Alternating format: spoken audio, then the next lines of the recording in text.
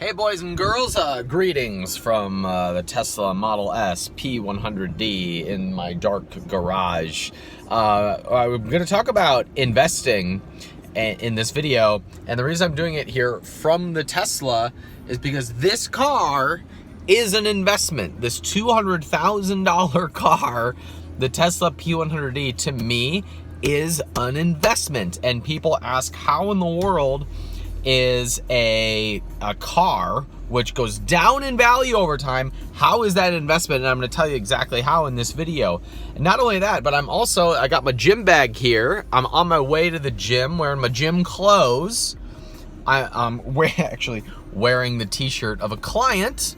And I am going to the gym because I consider going to the gym an investment with a financial ROI. And that's what I'm going to talk about in this video. And so the first thing I want to answer is, what constitutes an investment? What is considered an investment? And here's the answer. Everything. Everything is an investment. Everything you do, everything you talk about, every person you hang out with, every breakfast you have is an investment with a financial ROI, a measurable financial return on investment. This is going to free up a lot of you because this is going to help justify a lot of your decisions. This is going to help you evaluate how to make decisions moving forward. I had an economics professor in college. His name was Dr. Tom Lehman. He changed my life. And Dr. Tom Lehman said something once which I thought was interesting. I went to a very conservative Christian school. I actually thought I was going to be a pastor for most of my life. And Dr. Tom Lehman said, all of you are wondering, what is God's plan for your life? Well, guess what? He gave you the marketplace, and the marketplace is a great way to evaluate where there is value. And the reason I tell you that is because after you get this braingasm, you're going to see how justifying things that have a high ROI is a good indication that you should make that decision. For example, this car. I really wanted this car. I really wanted to buy an expensive Tesla, but I couldn't justify paying so much money for this type of a car. I just could not justify doing it until I got behind the wheel and I drove it. Now, before I had a Tesla, I drove a car that was a beautiful, tricked out, double sunroof, leather interior, brand new turbocharged Kia Sportage. It was my first car that I ever bought new. It was the first new car anyone in my family had ever had. I was very proud of the fact that I was able to pay cash for a $30,000 car. But when I was driving a Kia Sportage, I had different thoughts, and other people had different thoughts about me when I was driving a Kia Sportage versus when I was driving a Tesla. So I bought the Tesla because when I got behind the wheel of this car, my expectations for life went up enough that it actually gave me permission to raise my consulting rate. Which sounds weird. Like, it shouldn't be that way, right? It shouldn't be the way that when you change your surroundings, it changes the rate of your consulting. It shouldn't be that way. But our brains are funny things because our brains normalize what's around us. So if you start normalizing hundreds of thousands of dollars or millions of dollars, does that change your own perception of yourself and your value and your worth? It did for me. And because of that, this car was an investment in my thoughts, which gave me a financial ROI. I'm going to the gym right now. It's my second workout of the day. I work out usually once or twice a day. And I do that to keep my energy high. I do it to keep a certain fitness level. I do it to feel a certain way about myself. And I change my routines in order to optimize my total health, happiness, energy level, fitness level. And I just want you to think of a time that you woke up and you were just jazzed with all kinds of energy and you felt great about yourself, you were moving forward, and the type of work that you got done when you were in that zone. And compare that to when you had a whole bunch of pizza the night before, you woke up super sluggish, you were out of shape, how you felt about yourself. What was your representation in the marketplace when you did that? What was your work output when you did that? So, based on that, assuming that you're answering the question by saying when you have a lot of energy and you're really fit, you produce better work and you can charge higher prices than when you're out of shape and have low energy, is there a financial return to the food you eat? Is there a financial return to how you move your body, to you spending time in the gym? What about the people you hang out with? Let's talk about this. Have you ever gotten into a fight with your significant other? What's work like the next day? Now, contrast that to when you have a partner who looks you in the eye and says, no matter what happens or how big you fail, I got your back and I believe in you. Right?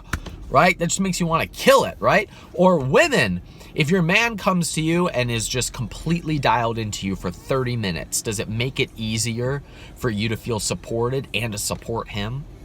So with that, is there a financial ROI to your romantic relationships? We all know that there's a financial return to our business relationships, but could we actually measure romantic relationships and how we felt the next day at work? So I believe that we can. I think we can do the same thing with food. I mean, if we just look at this, your financial return is really bad when you're dead. So if you die 10 years younger, your highest producing years, if you die during those, we really settled in terms of financial return that we could have gotten from our lives.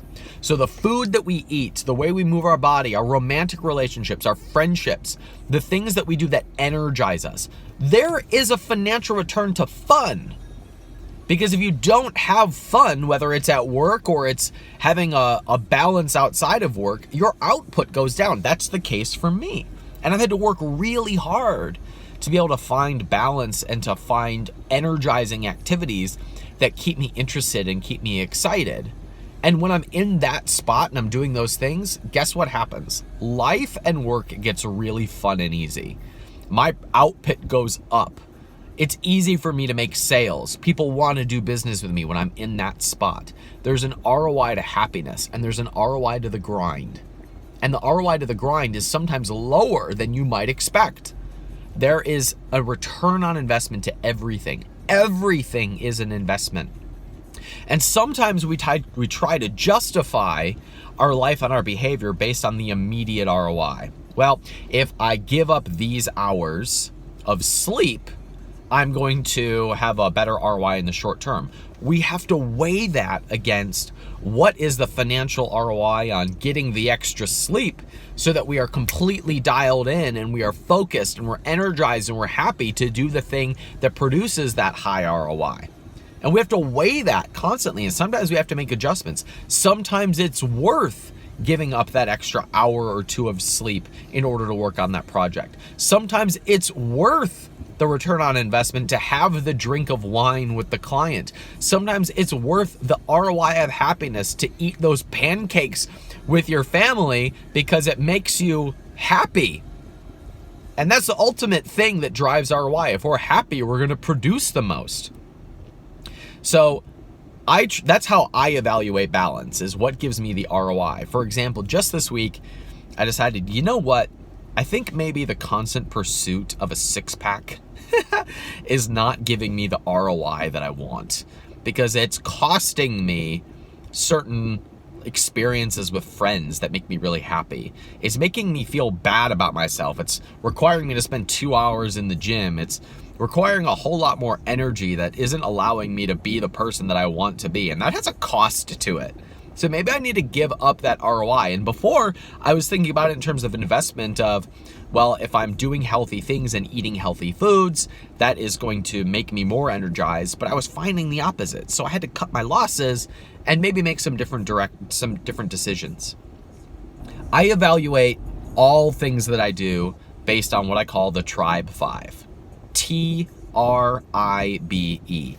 Time, relationships, income, body, expansion. How you spend your time has a financial ROI, meaning some things you do have a better return on investment than other things that you do. The people you spend time with, that's relationships. Your interpersonal and your business relationships, some of them have a better ROI than others.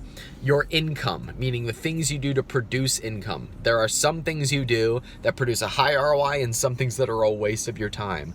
Your body is probably your highest form of ROI because of the time you spend on this earth, because of how you feel, your energy, your happiness level. And E, expansion, which is your thoughts, the things in your brain. Why I bought this Tesla, because it gave me different thoughts. Why you read books, because we all can point to a book that we read that completely changed one thing in our brain and gave us a really high return on investment. Or the podcasts you listen to. There's a ROI to listening to certain podcasts versus listening to music, or even the type of music you listen to, uplifting music or I saw this clip today of a heavy metal singer who was singing the most depressed things, and I just listened to it and my whole body dropped. Like, I felt bad for this guy. He must have been so sad. Listening to that was a negative ROI. So there's an ROI to everything. Your return on investment is a way to make decisions about everything in your life, not just money, not just what you do, but all the things surrounding you on a daily basis. So that food that you eat, how it makes you feel, is going to change how you show up at work. That relationship that you're holding on to, that affects how productive you are and the things you think about. The books that you read, everything has an ROI. So if you feel stuck in a certain area or you're struggling with a decision, you can simply ask, what gives me the greatest ROI? And oftentimes that's the best way to evaluate the decision, because everything is an investment.